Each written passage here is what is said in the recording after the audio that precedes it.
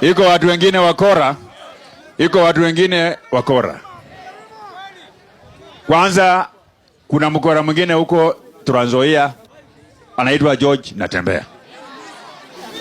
Ule George Natembeya, ile mikutano wamefanya juzi, kila mahali akipita anasema Didmas. Ati Didmas tawe. Kila mahali anatoka Mkuyu ati Didmas. Kimilili ati Didmas. Chwele ati Didmas. Kamkuyu ati Didmas. Mimi naona ule George Natembeya, mimi naona hata atashindwa kupea bibi yake mimba, anipeleke polisi, ati mimi ndio mwenye nimefanya. Huyo mtu ako na matatizo. Unajua shida ya George Natembeya, yule governor wa Trans Nzoia, zamani alikuwa regional commissioner.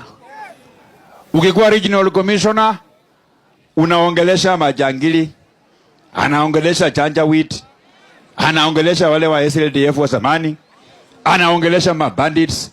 Sasa ile sauti alikuwa anaongelesha nao wakora akiwa regional commissioner, ndio anataka kuniongelesha mimi na ile sauti yake. Wewe George Natembeya, na ile miaka yako, mimi nikifika ile miaka yako nitakuwa nimestaafu kuwa rais wa jamhuri wa nchi ya Kenya.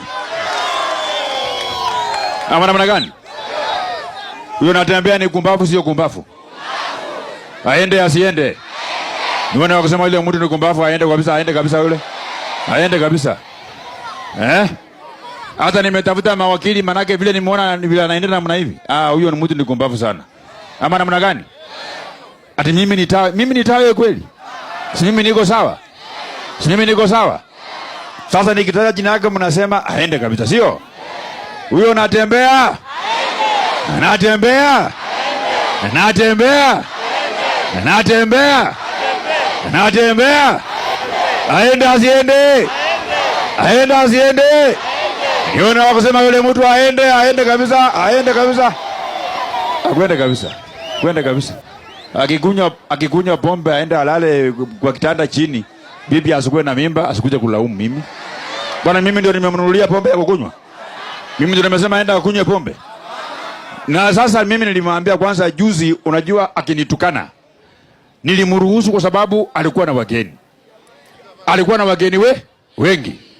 Wewe George Natembeya, kama wewe ni mwanaume na ulitairiwa, kuja Bungoma peke yako, alafu unitukane tuone. Ama namna gani? Akuje peke yake?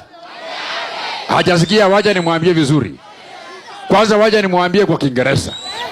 Bwana George Natembeya, if you are a man enough and you continue abusing me the way you was abusing me because you had visitors, I want to challenge you. Come to Bungoma alone and abuse me. Ama namna gani?